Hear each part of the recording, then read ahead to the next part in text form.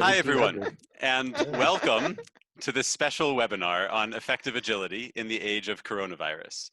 I'm David Horowitz, CEO and co-founder at Retrium, a platform for effective distributed retrospectives, and I'll be your moderator today. First, I want to thank Retrium's co-organizers, the Agile Alliance and InfoQ, for helping us put together such a fantastic group of panelists. I also want to thank the hundreds of you who submitted questions for the panel discussion. I've done my best to distill your questions down to the ones that either applied to the widest audience or were submitted the most. Before we start, I wanted to say a few words about why we are hosting this webinar today. The world is swirling around us. Much of what made sense yesterday no longer makes sense today, and unfortunately, some of what makes sense today will likely not make sense tomorrow. Volatility and uncertainty are the new normal. Part of what makes this environment so stressful for many of us is the fact that life feels out of our control. A few nights ago, as I was thinking about this webinar, I realized that there's a deep connection between the situation we find ourselves in and, strangely enough, Agile retrospectives. One of the biggest challenges teams face when running retrospectives is figuring out how to productively respond to impediments that are out of their control. Many times we simply complain about these issues and move on, only to return to the same impediments the next retro. Nothing ever changes, and a feeling of powerlessness sets in. One way to gain back some semblance of control is to come up with 15% solutions, small actions that you can take immediately. 15% solutions are not intended to fix the entire problem, just a small part of it. They are intended to encourage you to focus on what you can do, rather than waiting around for others to take action for you. For myself, for the Agile Alliance, for InfoQ, and for all the panelists here today, our 15% solution was to organize this webinar. The panel we've put together for you includes some of the world's foremost experts on distributed work and distributed Agile, and we hope that the ideas and advice they provide today from their many years of experience working on remote teams will help you adjust to the new world that we all live in.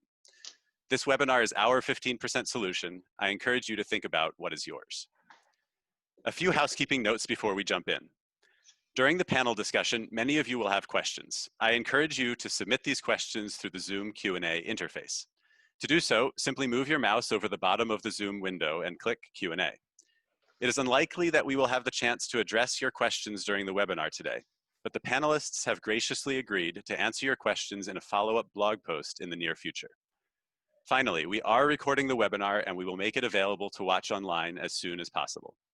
And now I'd like to give each of our expert panelists the opportunity to introduce themselves. In no particular order, let's start with Mark Kilby. Thank you, David. So Mark Kilby, Orlando, Florida. It's 11 a.m. here, and we are safe and secure, and glad to have you all with us. Judy? Hello, I'm Judy. I'm in London, UK, and I'm really into holding events that are highly participative online. Who's next? Lisette. I'm Lisette. I'm located in the Netherlands, and I help people work remotely through online workshops and a podcast. Charles. Hi there. So I'm Charles Humble. I am InfoQ's Editor-in-Chief. C4, which is the company that runs InfoQ, is an entirely remote company. So I've been working this way in this particular job for 6 years and about 4 years before that. And like Judy, I am based in the UK near London. I'm Steve. Thanks, Charles. I'm Steve McCann. I'm the McCann of Rees McCann, working with Judy Rees. I don't think they read my CV very closely. I'm the honorary non-techie here, but I have been working distributed teams and locations for the last 20 years, and I hope to share the human part of my experience with you. Shane. I'm Shane Hasty. I'm the Director of Community Development for IC Agile, the International Consortium for Agile, and I'm the host of the InfoQ Engineering Culture podcast. And I, too, have been working completely remotely in both of those roles for the last 3 years for InfoQ, for IC Agile, and the last nearly 10 for InfoQ. Fantastic. So let's get started here with question number 1 for the panel. Everyone here, as you now know, has years of success working in distributed environments. In many ways, you make it look easy. But this is not a normal time. People are scared. Lives are at stake. And we want to know, how does this end? Do we return to normal in a few months? Or is remote work the new normal? Let's start with you, Lisette. Well, at the moment, so there's a huge push, right? Everybody has to work remotely at the moment. And I feel like some of those people are going to have a really bad experience, because I think, as anybody can advise here, you would never want to go remote overnight with your entire company. That is not the advice anybody would ever give, is just do that. In fact, I think in many talks that you may have heard in the past, I've always said, don't do that. But okay, here we are. People have to go remote. So a certain percentage are going, there's going to be a backlash. They're going to go back to the office and gladly. But there's going to be another percentage that are be like, oh, that wasn't so bad after all. We can totally do this. So I feel like overall, it's going to give the remote world, an increase, a boost. But I'm also worried about the backlash of people that are going to try this and have a terrible experience and will never try it again. So yeah, I think that's the direction we're headed. But overall, we're going to go, it's going to increase the number of people, but I think that the backlash is going to be significant as well. Steve, you wanted to pipe up? Yeah, similar but different to that. Yes to that and different to that. What we're getting is a lot of people saying, look, my conference needs to go online. Can you help? Answer yes. At the same time, they're saying, look, we were looking at moving this direction anyway because of the carbon footprint and other issues. This has just given us the jolt to go there. So yes to what Lisette said, and there's another subset for whom life will never be the same again. They've been pushed very hard and violently into something that they weren't quite ready for. It's happening. Once you take away some of the legacy thinking about online events and what have you, and reimagine from a clean sheet what it could be like, given the inclusivity that online can provide, the world changes. And for those people, it will stay different. Mark, Charles, anything to add there? So, as Lizette said, we all entered into this virtual space by choice. So we had the choice of setting up our own space. We had a choice of getting the right equipment in place. Many of these people, I think it was maybe Lizette that said, they were violently kind of moved into this. They may not have the right equipment, the right setup. They might have, family kind of running back and forth as they're trying to get some sort of normalcy. I would just say breathe as part of that. It's impacting all of us. I mean, that's why I even forgot part of my introduction as I was coming onto this call, because I'm concerned about all of you that are on this call, and we have many great ideas to share with you. But I think the biggest thing is give yourself a chance to pause and just breathe. So take some time to step away from the machines and go out for a walk. Keep your social distancing, of course, but just get outside a little bit and don't get tied to the media and the computers and everything for too long. It will help you sustain yourself throughout this. Charles? The only other thing I'd add to that is I do think that it is, things will slowly return to normal. Eventually a vaccine will be found and the incidence rates will go down and things will slowly return to normal. But I also think it is the case that for people who find that this way of working suits them, it is going to be much easier to find organizations that are willing to let you work remotely in the future. So if your company is currently a company that's saying, like, well, I want to work remotely, but this company doesn't do that, you now have a perfect counter argument, which is what you did during the coronavirus thing. So it becomes much harder, I think, for organizations to resist this. I honestly think that remote working is, for many people and for many jobs, a very good way of working. I share the concern that Lizette mentioned about, people experiencing it done badly, because it is something that requires a lot of intent to get it right. But I also think this will be something of a change. I don't think it's going to be universal, but I think we will get more people working this way. And I personally think that will be a good thing. And in some ways, given the environmental pressures that the world is also under, I think longer term, this is probably going to be quite a normal way of working for quite a lot of people. Part of the transition here, since it's being done in, to use Lisette's words, sort of a violent way, it's just so sudden. The natural response to change like that is to be nervous, to be stressed, to even be frustrated with what's going on in the world and the change to your life. So what recommendations, Judy, do you have for people who are feeling this way as a reaction to what's going on in the world? I mean, somebody just said in the chat, I am absolutely losing my mind at the level of this challenge. And I think the first thing to say is it's okay to feel nervous, stressed, frustrated, all of that. This is hard. We need to give ourselves a break. I mean, somebody also just said in the chat, stop watching the news, and I think they've got well, there's a lot to be said for that. But the one thing I wanted to comment about this is that the nervousness, the stress, the challenge isn't just coming from remote work. Don't tar remote work with everything that's happening just now. We're all feeling stressed and challenged because of a whole bunch of things, including being cooped up at home. Give yourself a break and be okay with the fact that you're not comfortable right now. Honestly, this too will pass. Absolutely.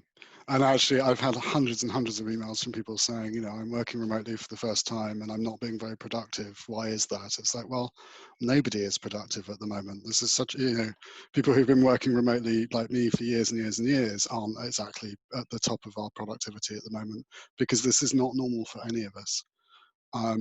I'd also add to that, I think, those of you that are managers or leaders, just being kind, being understanding, giving your people time to speak to you and reach out to you, and making it okay for people to be vulnerable, whether that's in public forums or private forums, which basically means being willing to be a bit vulnerable yourself and be honest about saying, I'm finding this hard, and making sure that you're available to the people that you know that you look after, that you manage, is super, super important. Like I say, this is hard for everybody. No one's at their best.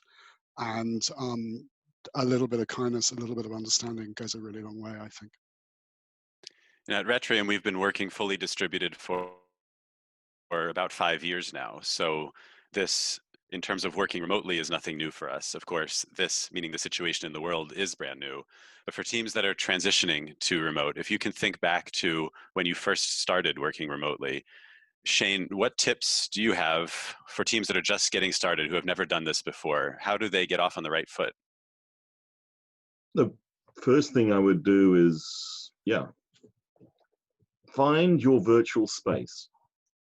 If we look around us on the screen here, we have a shared space. Judy made this point to me in a podcast we did, where this is now ours. And we're used to having that shared space in the physical office, but we actually have it still, and using the tools to create the community elements that we do really, really need to be that social connection that happens very, very easily in person. When we're remote, and when we're suddenly remote, it's going to be really easy to forget about that, to try and just focus on the work in order to maybe shut everything else out. But we've got that social space, we've got that community. Simple things. One of the simplest rules is keep your cameras on unless there's a good reason not to. If you're take advantage of the technology, because just looking somebody in the eye, being able to see them, I look around and there are a group of people here most of whom I've met before, but even those I haven't, we're building a community here and we're amongst friends. That makes it safer, easier, more comfortable. So think about how you take that community that you had in person and replicate it now virtually. And then you can use the technology to create other communities. You know, your chess club might go online, or whatever your social activities are, and that enables us not to lose the social connection at times when we're really having to be not in person as much. Mark, did you want to add to that? Yeah, so I just saw going past in the chat, somebody was saying, but video consumes bandwidth. And it does. So some of you may not have sufficient bandwidth. I would say get pictures of your coworkers. And actually, I've been in low bandwidth situations where I've posted pictures around my computer. So I remember these are the people I'm working with. So when I can't have video and I see over on my chat, I see the names, it's like, okay, now I know who those are. I have a connection. So as Shane said, it's building that community, building that, keeping that connection, even while we're all remote. That's what we have all learned for our years of working that way. And you need to keep that now as you've been in this kind of shoved into this situation. Steve? We've seen, I think everybody's probably seen social connection innovation. It might be new to some or familiar to others, like we've been doing online happy hour for years, what's the big deal? But for the vast number of people, the innovation in social connection is real. And that is really important because it's the space between the work. I've seen somebody talking about, yeah, okay, work planning is fine, but what about mentorship? What about leadership? What about team? Well, I think we've got to find, and people look at online, okay, and they go, right, oh, it's the meeting. We turn up for the meeting, we turn up with 10 seconds to go, we leave. It's the space between the meetings. That social engagement is going to be so important, and learning in a Darwinian way how to connect with people and plan that. So look for social innovation, look for connection innovation, look for the space between the meetings, and let ingenuity develop new stuff. Charles? Yeah, just a couple of small things. Things like online coffee meetings and those kinds of things can work really well. So literally just post something in the Slack channel or whatever you're using for instant messaging and say, I'm going to be in this room at this time, come and have a coffee. There are plug-in apps like Donut is one that we've used at C4 for Slack as well, which will basically randomly pair two people in the organization for a coffee. That's quite fun. It gets you talking to people outside of your normal teams. Any of those kind of things, even, you know, like doing a virtual evening drink or something like that can work. The technology isn't a barrier to not being able to meet. It's just the space and the experience is a bit different. And normally, certainly in my experience, what you find is the first few minutes feel a bit awkward, but after people get over that initial, like, this is weird thing, they kind of forget about the technology and it starts to kind of work and feel quite natural. So let's move on to the idea that when you are co-located physically together, it's relatively easy to learn through osmosis. You just listen to background noise and what's going on around you. How do you promote this type of group awareness on distributed teams? Shane, should we start with you? It's deliberately creating that space. We joined the call, I was last, and I joined 15 minutes before. I was only last because it's 4 o'clock in the morning here. I didn't mention I'm in New Zealand. But we all joined the call and we were having some of that back channel chats. We have a Slack channel that we're using that is sitting in behind us, that if something goes out and the technology breaks, we can actually chat to each other there. At IC Agile, yesterday was one of my colleagues' birthdays. We had a virtual birthday party. We had virtual cake. Some of us ate real cake. It was great. And it's just that the deliberate consciousness of putting in the extra time. The meeting isn't the meeting. The meeting starts and ends. Take that time exactly as you would if you were in person. There would have been, let's grab a coffee together. Okay, can we have a quiet conversation about that? We'll use the tools, have those quiet conversations, use the technology. Charles, did you want to add anything to that? Yeah, a couple of things I would add. Check-in rituals at the beginning of meetings are really helpful. that you can use the sort of core protocols, the formal version of that, which is basically has a like a I'm sad now, glad, afraid because this, but it doesn't have to be that formal. What you're doing there is you're creating time for people to share things that they wouldn't otherwise share within the meeting time itself. So you don't then have this thing of people not turning up early being a problem. And the other thing I would say is have as much of your written documentation and or your other communications channels as open as you possibly can get away with. So for example, if you have Slack channels, don't lock them to Teams. There's no need to most of the time. You'll probably have one or two that you do need to keep private, but most of your Slack channels can be open. And then if I want, if you want to know what Team X are talking about, you can go and have a look in their channel and see what they're talking about. And that really helps. Having shared documentation in Google Docs or something like that that everyone has access to, again, really helps. I think that the more general point about background noise and being aware of your surroundings, I actually think that's a bit of a double-edged sword, to be honest. I think it's quite distracting for a lot of people, and in some, certainly for me, it is. And I think in some ways, being more intentional about how information is shared and made available to people is actually a plus point of this way of working, but it does require some adaptation to make it work well. A few minutes ago, Shane mentioned how ideally everyone on the team should keep their video on in conversations, but I noticed in the comments that there are some people who said, but my team pushes back on that. Lisette, how do you overcome that? Should teams have their video on, and how do you tell them what the working agreements are? Should you tell them?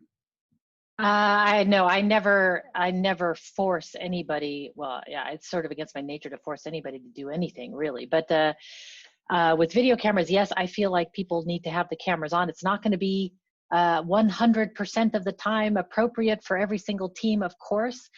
But the idea that we can see each other, it binds us closer immediately. Also, for people that are not speaking the language, it helps to be able to read their lips instead of just listening to what they're saying. It helps to be able to see what they're saying. So what I encourage people to do is, for teams that don't like it, just try it for the first 5 minutes of the call.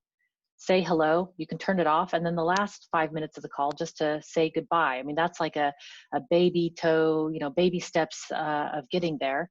Or the extroverts, usually they're the ones turning the videos on, just have them turn it on. Others will slowly follow suit. And yeah, it should be in part of your team agreements, like discussing what are our protocols for these kind of meetings. But yeah, I do really feel like the video is helpful. And I have to say, in my talks, I've given presentations about this for years now, and every talk I put in a poll and ask people why they don't turn the video on.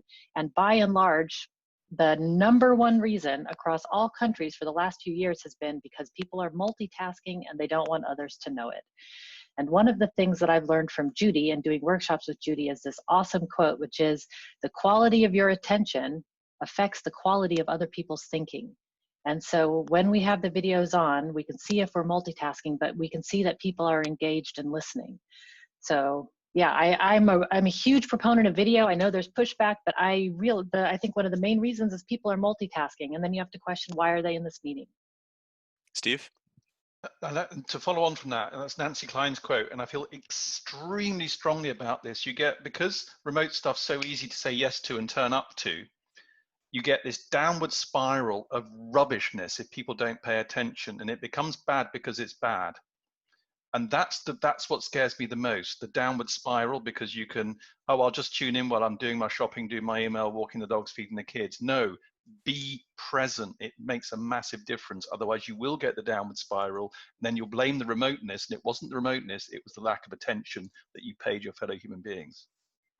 Charles, did you want to add something? I just want to add one thing to that, which is I also think it's a really good practice to have a mechanism by which people can effectively excuse themselves from a meeting temporarily.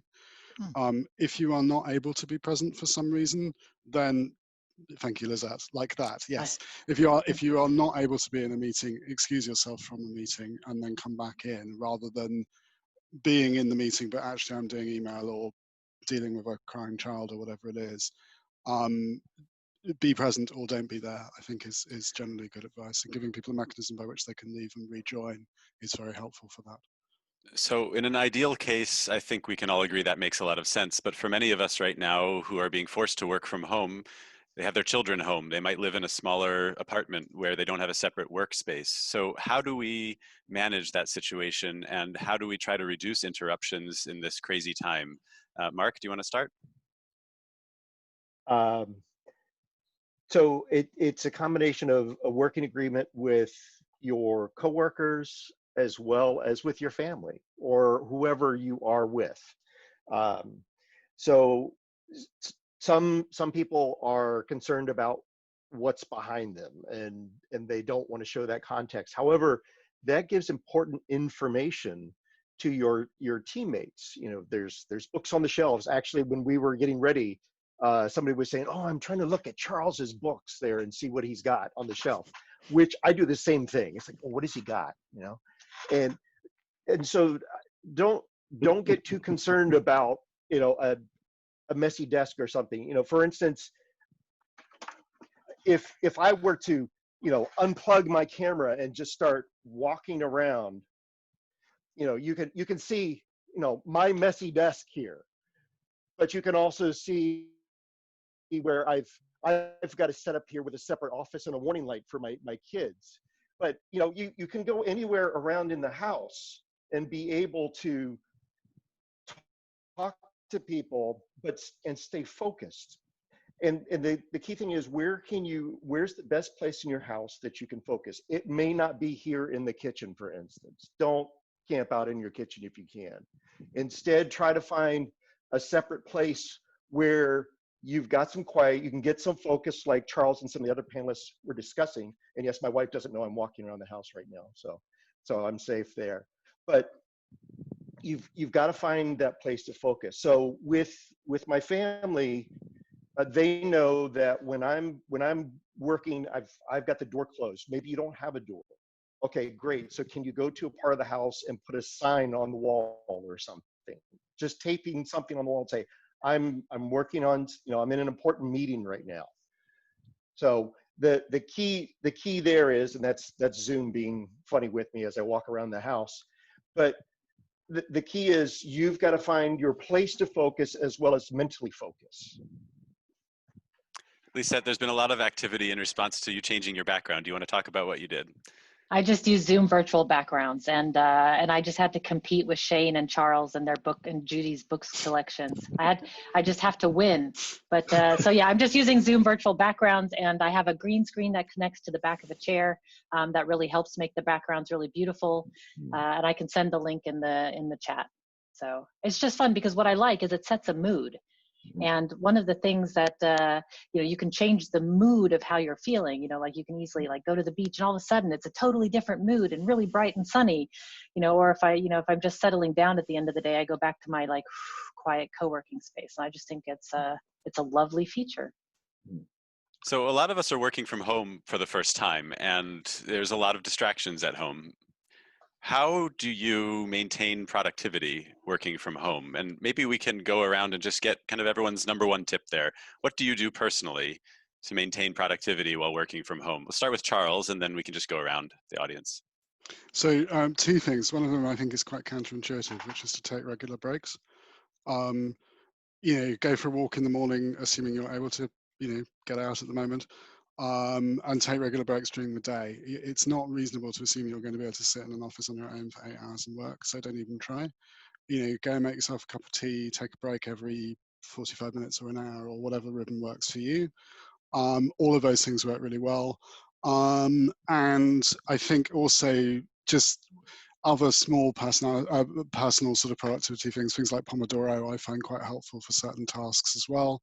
What is that, Charles? Can you explain? So Pomodoro, you basically set a timer for say 25 minutes and say, I'm going to work on this task until the Pomodoro rings. So I use that for email a lot. So set the timer, start working on the email. When the Pomodoro rings, stand up, stretch, have a bit of a move around, and then rinse and repeat. And then after you've done 4 of those, take a longer break. So that's the point where you go make a cup of tea or whatever it is that you do to break your day up. But I think that's probably the most important thing. There are lots of other, methods that you can use, but being reasonable to yourself and accepting that, you're not going to have, it's up to you to make time for yourself in the day, and trying to do this for any kind of length of time. That's super, super important, I think. We can self-organize here. Anyone else have anything to say on that one? So I'll jump in.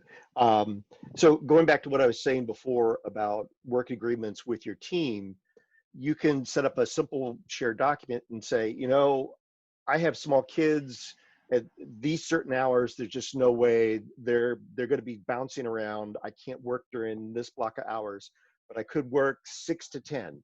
And then I've got to take them out of the house and let them burn some energy for a while. And then from 2 to whenever I can jump back in, or maybe later. So having everyone kind of map out, because of this situation, map out when they can collaborate and when it's going to be challenging, and just set some expectations that way, and just kind of write it up in some shared document. So I'll go next. Mine is, I do two things. One, people will be surprised because I'm a tool junkie, and everybody knows I'm a tool junkie, but I actually use a physical book for all my to-dos and lists and just talking, because I found that I used to just write things down on sticky notes and say, oh, I'll put it in my virtual tool. And then I just ended up with a big pile of sticky notes. So I just gave in to my own natural habit, which is I am a tactile person. I need to write things down. So that's what I use. And the other thing that is really important is I put boundaries on my time. So at 9 o'clock at night, my phone goes off and I don't look at my phone because I need the rest for my brain. Like I may really want to do something, but on the weekends also, I take my weekends. One, because my husband makes me, but on the other hand, I also know that on Monday I feel a lot better after I've had a weekend, and it's easier said than done. Yeah, I'll jump in there, because the temptation, because the office is now at the home. I'm fortunate. I actually physically go out of the house and into the office. My commute is 12 steps. So I've got the space that is separate, and that feeling of I'm going to the office and I'm leaving the office is really important. If you are sitting at the kitchen table, no, that's a whole lot harder. Try and move towards. And for those that have been thrown into it immediately, right now you're dealing with all of the chaos. But as things start to become more normal-ish, you can then start to maybe have conversations with the family, have conversations with the office, and come up with what are the working times. Productivity is not linked to hours of the day. You be kind to yourself about the hours that you need for yourself, that you need for your family and other things, and that are available to the office. My style tends to be, because of my global collaboration, I'm busy in New Zealand mornings, and then I take most afternoons off. And that's been great because, well, too much information. Maybe my wife has had health troubles, but we've been able to go and deal with doctor's appointments and all of that sort of stuff without it being disruptive. And then in the evenings, I come back on and work with colleagues in Europe. So I've got that flexibility. And so for me, that family break time happens to be the afternoon, which is actually the time when the weather is best and we can get out and do things as well. Let's go ahead, Steve. I'd say I'm noticing two antithetical things. There's the how do I concentrate, and then there's the burnout. And I'm finding that interesting that they're both happening from the same cohort. And my take on this, yes, to what my fellow panelists have said, and physical activity. And I know in certain places you can't go out running on the streets at the moment, but there are different ways of doing it. So I would say, like, my background is triathlon, competing for Ironman. I can't do that anymore, but I can do something, and that something, that physical activity for me is a cure both for being productive and not burning out. It's a bit of a double hit. Whatever you can do and you enjoy doing and you're willing to do, it's a really good part of your day to avoid both burnout and give you that buzz to get focused. So one trap that a lot of teams, in my experience, fall into when they work remotely is that they have meetings only when they are related to the task at hand. And otherwise, they fall into their black hole and get the job done on their own. But it's important to come together to celebrate also and to have a bit of fun. So Shane, let's go back to you. How do you celebrate wins with remote teams? In particular, do you have any stories that you can share about remote celebrations that have worked great for you?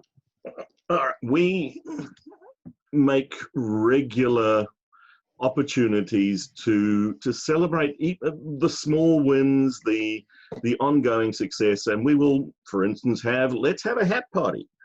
Well, and He looks suddenly familiar, right, everybody? Suddenly you're like, I know that guy from somewhere. choose your hat and come and tell us about it. Or we all have pets. Take a photograph of your pet, or if the pet's in the room, bring the photograph. Tell a story of the pet. I recently we got a turtle as a pet in November last year, and I have been amazed at how fun this little turtle is. I was sort of expecting something that's just going to sit in a tank and be boring. But you walk up to the tank and he recognizes that you're likely to be bringing food. So there's lots of excitement. And I've actually brought videos of the turtle splashing around and shared it with my colleagues. So it's look for the fun, interesting, exciting things. It doesn't have to be big. It doesn't have to be fancy. I mentioned the birthday cake, and we deliberately all tried to find something to share, to eat at about the same time, and we were spread over 17 time zones, so it was different times of day. Share a cup of coffee or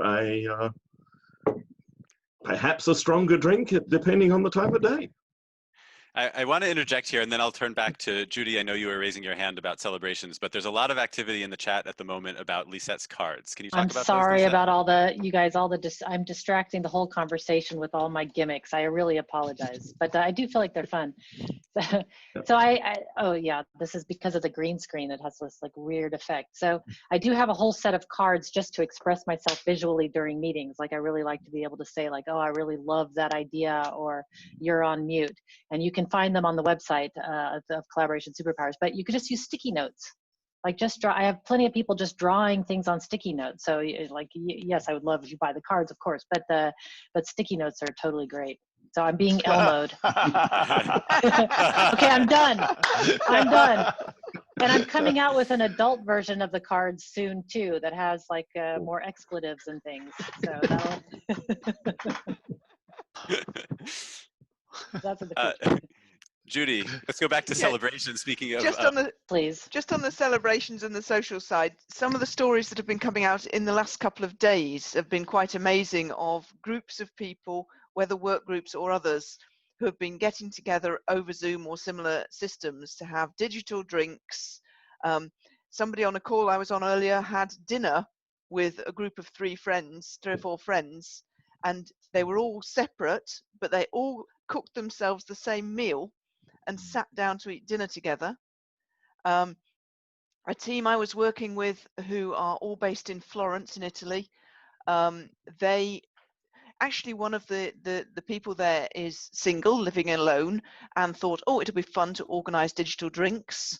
And initially she only invited the singletons, but then other people heard about it, and she extended the invitation to the whole team, and they got 85% turnout for digital drinks. Now you wouldn't get that for an ordinary event, in the room event. Steve? I'm just reminded of, we're all living in communities, and we're looking in on ourselves here and our work and our everything. We're part of economic communities that are basically dying, literally and figuratively economically, because nobody's going to these clubs and pubs anymore. An idea I gave to my local pub was that they're going to a takeaway menu. Tell everybody, right, Friday, here's the menu. Come buy takeaway from us, take it home with the matching beer, the matching wine, buy from us, go on home, go online, do that. So this is not really on the menu, but I want us to remember we're part of communities that economically are struggling as well, and we can take this out with, as well as just within our stuff. So there's been a bunch of activity in the chat around remote facilitation. How do you facilitate meetings that are remote? So I want to move into that. And by the way, I myself am not monitoring the chat. The way this is working is that we have a back channel conversation, which happens to be in a private Slack group, so that we can talk to each other in the background to alert each other to what's going on. So that's another tip that I learned from Mark, actually, about how to make sure that teams are communicating effectively. But let's turn to remote facilitation. Let's start with big groups. Suppose you have a big room planning meeting. Maybe there's 30 or 50 people even in the meeting. How in the world do you facilitate that in a remote context? Judy? Well, one of the things to be aware of is when you bring a big group together in a room together, the stuff that is happening when you're all listening to one person speaking is a tiny part of the meeting. Most of the meeting still happens in ones and in twos and threes around the edges, the conversations while you're sitting down or while you're standing in the coffee queue or standing around a whiteboard. Those small conversations are where the action is. The big plenary session is trivial in its importance, and yet because of the technological legacy of online events, people imagine that one person talking over slides for an hour is a reasonable thing to do. It's not.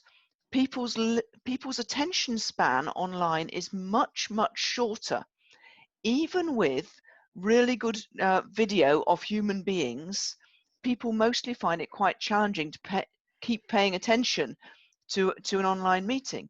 So the trick with big events, I'm helping to facilitate an event with 100+ people over 3 days, this Friday, Saturday, tomorrow, Saturday, Sunday. And we've divided the event up into smaller chunks. Yes, there are plenary sessions with speakers and questions through the chair and all that stuff, but mostly we're going to be breaking the group into small groups and getting the small groups to do highly interactive activities before and writing up their results on some kind of shared document, a Google Doc or whatever it is, before coming back into plenary and sharing the top things that need to be shared. So that's sort of the quick fix. Does anyone else have anything to add in the panel? Yeah. Yes, Shane, go ahead. There's a great story of what happened with the Business Agility Conference 7 days ago in New York. Right at the beginning of this, a lot of their speakers started dropping out, and then a lot of the participants started dropping out. So they pivoted. They were inherently agile and set up a set of basically virtual rooms, Zoom lines. There were 9 Zoom lines active. One of them was the plenary session. That was like this, the sort of webinar broadcast, no interaction, and they just used basically a Google presenter document that you could click on to go from one room, basically open the Zoom line, and then they had these 8 other rooms, virtual rooms. Some of them had facilitation, some of them were just open, and people could move between doing deep dive discussions on topics. And this was set up in 4 days, 5 days before the event. And it was an amazingly successful remote collaborative experience.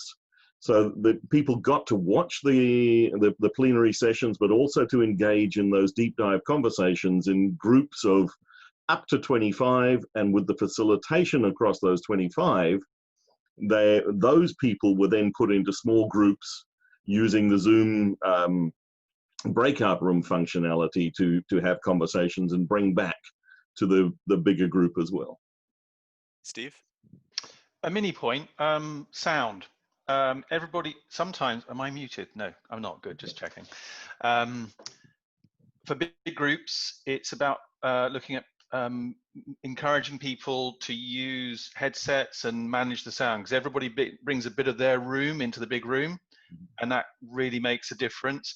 And I've heard some people say, everybody mute, and I'm like, okay, if you've got background noise, I understand that, but there's something about connectivity of noise. If I move this chair, I want you to know I've moved the chair. I don't want to see it and hear nothing. It's disengaging. So management and thoughtfulness about sound in big groups. Lisette, you mentioned that you're into tools. I know you're kind of a tool junkie. You like exploring them. You like seeing what they are, seeing new ones. So what tools do you use? What do you recommend for facilitating remote meetings? For me, Zoom is by far the best tool for facilitating remote meetings. And I would say that actually any tool will work for you, except, this is gonna be a dangerous thing to say, I'm gonna get hate messages, except Skype for Business or Microsoft Teams. Those are both junk tools that should just be tossed into some recycle bin. And I don't say this lightly, I've used it a lot. I hate them, and anything else is better. But for me personally, Zoom is my very favorite. Okay, end rant. I'm sorry. Okay, some people agree. I'm seeing some people agree. I'm seeing lots of agreement, yeah. But here's the thing: you is that can companies get a Zoom are. plugin for Microsoft Teams now. Yes, you can, and you should, because so many companies are saying, "Hey, we need you to work remotely and really be productive," and then you give them Microsoft Teams to communicate with, and I just think, well, why as well just give them some tin cans? I mean, it's you're not much better. No, okay. So I rant about this, but I think it's really important because most big companies are being forced to use Microsoft Teams to communicate, and it's getting in the way of communication. And yes, I know some people like it and it works in some situations, but I've just heard nothing but complaints. So I would say use any tool that your team will use. It doesn't really matter. The right tool for you is the tool that your team uses. And it's not about the tool as much as I love them. It's about the behavior that the tool enables. And so what you're trying to do is figure out what is the behavior you're looking for, and then what tool will match that behavior. And the name of the game is experimentation. Just trying and seeing what works, because sometimes the most irrational tool works. Mark, do you want to add to that? And I was going to just riff on what Lisette said about experimentation. So I didn't warn you all about my little experiment about unplugging my laptop and roaming around, but I knew that I could pull that off with Zoom because of its stability on my laptop.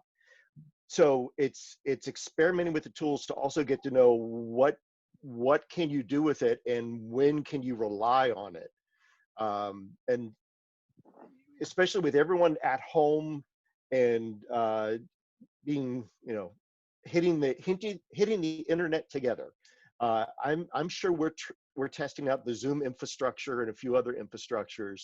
So you might want to think about, if your current meeting platform is having issues, is there another way for you to connect?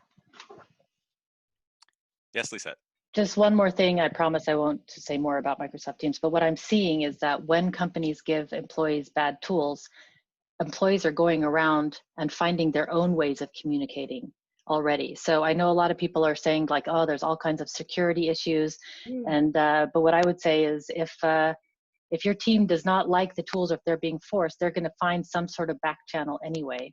So I've given workshops at a whole bunch of banks, and I know that they're using WhatsApp and not Teams because WhatsApp helps them communicate better. And yes, it's a security breach, but they're desperate to communicate. So regardless of what tool we pick, the next step, of course, is actually engaging people in the conversation. So how do you encourage the entire team to speak up in these distributed meetings? Things like retrospectives or sprint planning meetings, or any meeting that you're holding in a remote context. Judy, maybe we'll start with you. Lots of ways. One is to make it really easy. So one of the things that's apparently the product manager for Microsoft Teams is on the call. So one of the things that makes it really easy for people to participate in calls is making it natural and comfortable to do so. Things like being able to see everybody who's on the call and not having experience of invisible lurkers will encourage people to participate, particularly if the calls are not too large. And also that whole thing about breakout rooms, again, using small group activities, which is easy to do in Zoom, makes it much, much easier for quiet people to engage. The research, so if we're going to an in-the-room meeting, we don't start by strolling in and going, hello, it's me, I'm here, to the whole room. You start by saying hello to whoever's near the door, or you go over to the bar or the coffee and you say hello to someone. And then gradually you increase the number of people in your conversational circle. Well, by using breakout rooms cleverly, you can do that in online meetings, even big ones. You can use processes that are specifically designed to increase participation, like liberating structures.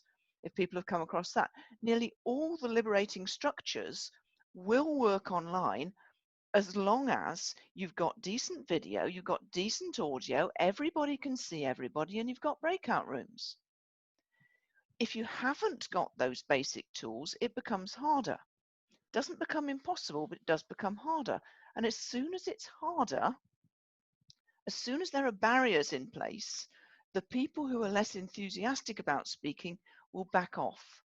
And at that point, you need to start using things like text-based tools, like David's fantastic Retrium, where you're inputting comments and things that are then voted on. Those kind of tools will make it much easier for the quiet people to at least participate, even if they don't actually speak out loud, but if their views will be being acknowledged. Charles? The only thing I would add to that is that I agree. We've talked a lot about tools, and I do think tooling is important. But I also think the other part of this is fundamentally just in making sure that everyone in the room is given space to speak is no different from in-room facilitation at the end of the day. That's just, if you are facilitating the meeting, that's your job. And the tooling honestly doesn't make that much difference to how well you do that. A lot of it is about just making sure that everyone is heard, giving people a chance to speak and all of that kind of thing, rather than, like the tools are secondary to that. That was all I wanted to say, really. Let's go ahead, Shane. Just, we come back to the social contract. Have those conversations among the team and say, okay, this is what we're facing. How do we agree that we will participate?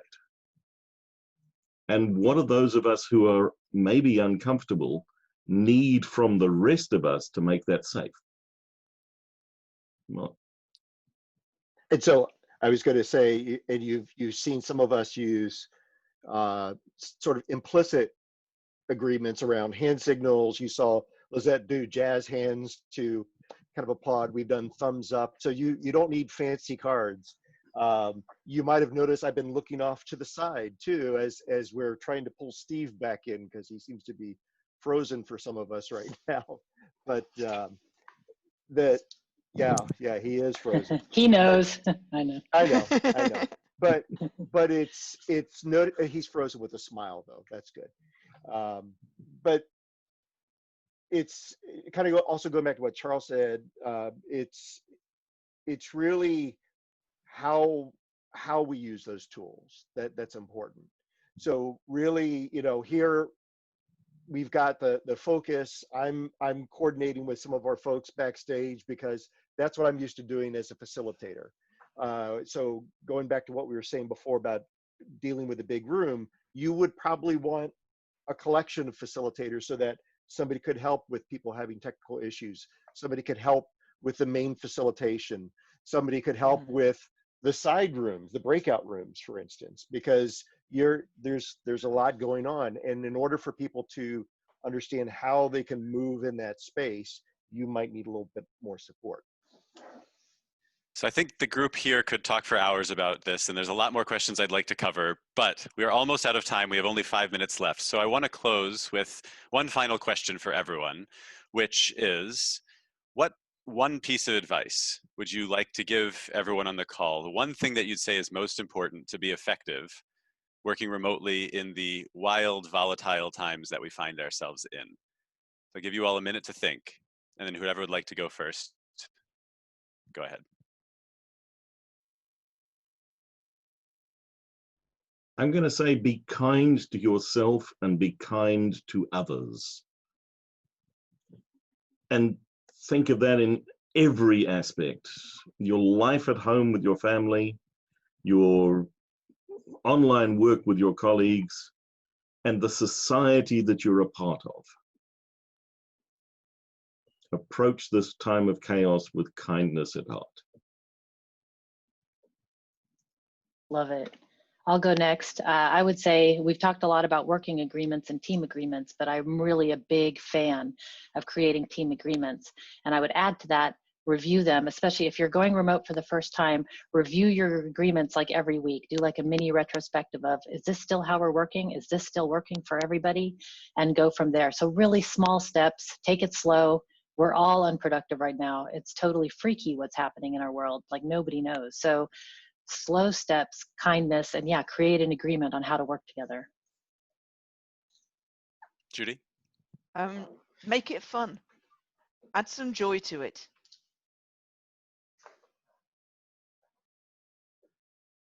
Charles, you had your hand up? Yeah, I was just going to say, make yourself available for one-on-one time as well, and give people time to come and talk to you about what's top of mind for them, particularly and especially things that are not work at the moment. Other things are more important sometimes. And again, just to echo Shane's point, I think if ever there was a time to be kind, it is now. And I'm going to build on both Charles and what Charles and Shane said. Keep the communication lines open. If you're not sharing video, you may not know what each of your colleagues are going through. So yes, you should be open for one-on-ones, but you might reach out if you're not hearing from colleagues, and just make sure and have a few different ways to reach out to them, not just through the computer, just to check in and see how are you doing in this time. What do you need a little time to chat and talk through this? So, Steve, are you with us? Oh, you unfroze. Yes, I am. Okay. Can you hear me? Yes. Yeah, and see you. And Steve. And see me. Well, that's maybe not such a great thing. I love what I've heard. I love my standing desk. I'm going to be very practical. I love my standing desk. It's good for me. But I would say look for the space between the work. That's where life happens. Yes, the work matters, but the space between the work, the corridors, the physical and mental corridors. And, if you're no longer commuting, what about a community? Now, obviously, some countries you can't go outside at the moment, but a friend of mine in Bristol, instead of commuting, he does a community litter pick once a week in the community. So instead of the commuting time, not talking to people on buses and trains, they're doing something else together once a week. That could change everything, that kind of thing. And I'll add one final tip here, which is we've talked a lot about working agreements and that we need to build those from the ground up. Everything has changed, but also those aren't stuck in stone once they've been created. Challenge those every week, because what you think might be true today, it will be not true in a month. Everything is changing too fast. So take the time out of your work to inspect and adapt, reflect and retrospect, and we'll all figure this out together. Thank you, everybody. Thank you, panelists. Thank you, attendees. This has been fantastic, and I hope you got some value from the conversation and the tips these experts have given you. Thank you, everybody.